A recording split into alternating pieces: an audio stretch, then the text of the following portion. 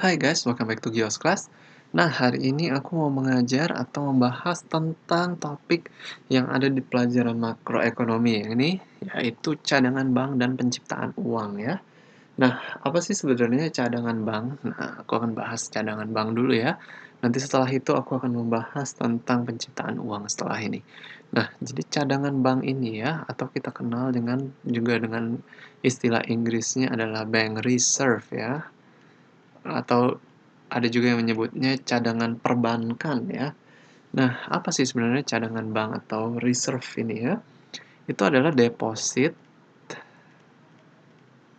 yang bank terima, artinya adalah orang yang nabung di bank ya, itu adalah deposit artinya. Nah, uang yang orang tabung di bank yang bank terima tapi tidak diutangkan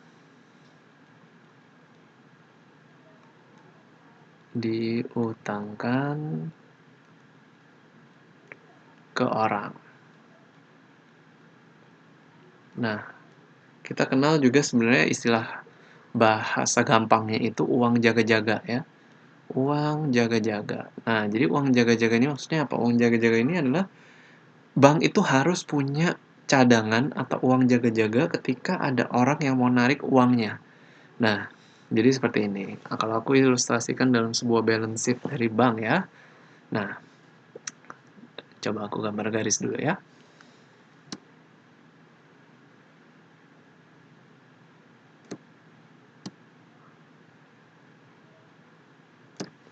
Nah, ini adalah sebuah neraca dari bank. Nah, di mana di sisi kirinya itu adalah, oke, ini bank ya. Di sisi kirinya adalah aset, sisi kanannya adalah liabilities ya, kewajibannya, hutang-hutangnya bank. Nah, deposit itu dia masuknya ke sisi kanan ya. Jadi ketika ada orang yang nabung di bank, bank akan mencatat di sisi kanan atau liabilities ya. Nah, ini adalah jumlah orang yang tabung. Misalnya jumlah orang yang nabung itu adalah $100 gitu ya. Ya. Lalu bank itu mempunyai yang namanya cadangan. Nah, cadangan ini bergantung berapa kebijakan dari pemerintah atau seingat aku kebijakan dari bank sentral ya, berapa cadangan yang harus ditetapkan oleh bank komersial ya, bank biasa ini yang mereka harus tetapkan berapa gitu. Misalnya cadangannya atau reserve-nya itu 10%. Ya, misalnya 10% ya. Cadangan rasio cadangan sih ya sebenarnya. Rasio cadangan misalnya 10%. Nah, berarti dia harus menetapkan 10% dari deposit itu tidak boleh dihutangkan kepada orang lain. 10% dari 100 itu adalah 10 ya. Nah, jadi yang bisa dihutangkan ke orang lain itu adalah $90 saja gitu, dan $10 ini untuk jaga-jaga jika orang yang nabung di bank ini pengen ngambil tabungannya. Kan nggak semuanya ngambil juga ya. Nah, ini adalah untuk jaga-jaga. Makanya yang harus jaga-jaga sebesar 10%.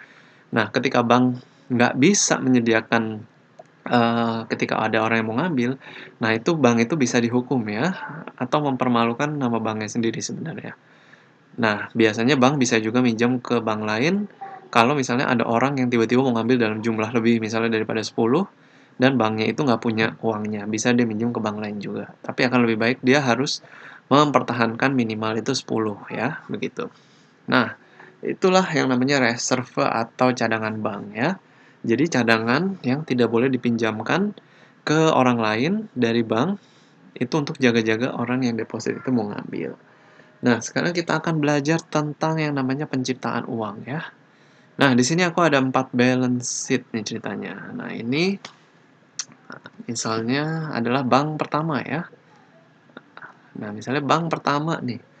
Bank pertama ya sisi kiri aset lagi ya, sisi kanan liabilities. Nah, lalu di sini misalnya ada orang yang menabung di bank satu sebesar $100 gitu ya. Nah, reserve-nya atau cadangannya yang dia harus tampung ya, yang harus dia miliki adalah 10% misalnya. Sama kayak kasus sebelumnya ya, $10. Nah, lalu yang dia hutangkan ke orang itu adalah 90, yang dipinjamkan ya 90. Nah, kalau kita total, maka $100 ini $100. Nah, lalu misalnya yang orang hutang ini 90 ini dia tabung lagi di bank kedua ya, misalnya. Ini bank 2, aset, liabilities. Nah, tadi kan ada yang minjem nih $90 dari bank satu. Nah, ini ditabung lagi di bank kedua. Nah, jadi kalau ditabung di bank kedua, dimasuknya deposit di bank kedua ya, sebesar $90. Nah, bank kedua ini harus menetapkan cadangan sebesar $10, 10% ya, dari depositnya, yaitu 10% dari 90 adalah $9. Dan yang dia hutangkan sekarang adalah 90 kurangin 9, yaitu $81. Totalnya $90. Nah, misalnya orang yang mau hutang $81 ini menabung lagi di bank ketiga. Nah, ini sih cuman permisalan aja ya, cuman buat contoh aja dan nggak realitanya sih tidak mungkin seperti ini dan semulus ini gitu ya. Ini cuman permisalan aja. Nah, misalnya dia menabung lagi di bank ketiga, itu semua uang yang dipinjam di bank kedua. Deposit lagi gitu ya, sebesar 81. Nah, bank ketiga harus membuat cadangan sebesar 10%, yaitu 8,1. 10% dari 81. Dan dia menghutangkan ke orang sebesar 81 kurangin 8,1, yaitu 72,9. Nah, ini totalnya $81. 81.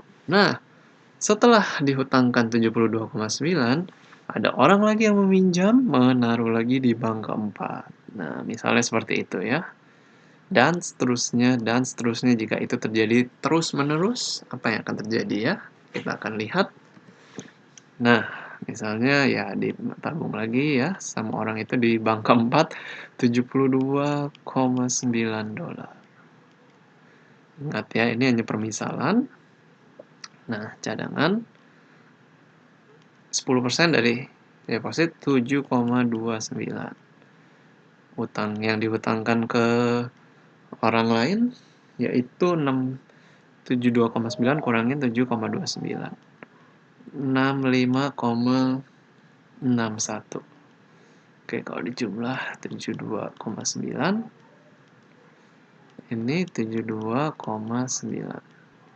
Oke, nah maksudnya apa sih? Aku mau buat contoh seperti ini. Nah, maksudnya kita bisa menghitung berapa deposit yang tercipta di dalam sebuah ekonomi ketika ada orang yang mendeposit sebesar $100 di satu bank pertama gitu ya. Ini akan menghasilkan deposit-deposit baru di banyak bank gitu. Nah, kalau mau kita hitung ya sebenarnya, nah misalnya ditanya gitu ya, berapakah deposit yang tercipta gitu ya. Nah, ini namanya penciptaan uang kita sebutnya ya. Tercipta dalam ekonomi. Nah, kita bisa tambahkan deposit-deposit dari pertama ya. Nah, ganti warnanya, original deposit. Tadi original depositnya kan pertama 100 ya. 100, 90, 81, 72,9, terus 10% terus di bawahnya ya. Nah, jadi pertama itu kan 100. Nah, lalu bank kedua tadi 90 ya. Atau 0,9 dari 100. Lalu bank ketiga 81 0,9 dari 90. Bank keempat adalah 72,9. 0,9 dari 81. Nah, kalau kita teruskan, ya, kita teruskan terus. Nah, ini totalnya itu akan membentuk, kalau diteruskan ya, itu akan jadi 1000. Total dari semua ini. Maksudnya 100 tambah 90 tambah 81 tambah 72,9 tambah bawahnya lagi misalnya ya 65,61 gitu dan seterusnya sampai habis. Nah, itu akan menghasilkan $1000. Nah, jadi seperti ini. Jadi deposit yang tercipta dalam sebuah ekonomi itu adalah totalnya $1000 dari original deposit $100 yang ditabung oleh orang di bank pertama gitu ya. Itu akan menghasilkan $1000 penciptaan uang di dalam sebuah ekonomi. Nah, rumusnya sebenarnya seperti ini ya. Jadi rumusnya adalah 100 uang yang original yang ditabung pertama kali dikali 1 dibagi 0,1 atau ini adalah rasio cadangannya ya. Reserve ratio-nya. Reserve ratio-nya tadi kan 10% ya atau 0,1. Jadi 100 dikali 1 per 0,1 yaitu hasilnya 1000. Jadi ketika ada 100 yang dideposito di dalam bank akan menghasilkan $1000 uang deposit yang tercipta dalam sebuah ekonomi. Jadi 10 kali lipatnya ya, karena reserve ratio-nya 10%. Jadi bergantung juga dengan reserve ratio-nya. Kalau reserve ratio-nya 5% ya berarti dia 20 kali lipatnya ya dari uang yang pertama yang dideposit. Nah, itu adalah tentang reserve ratio atau cadangan bank ya, dan penciptaan uang. Kalau kalian masih ada pertanyaan, kalian boleh tulis di kolom komentar. Thank you guys for watching this video. See you again in the next videos.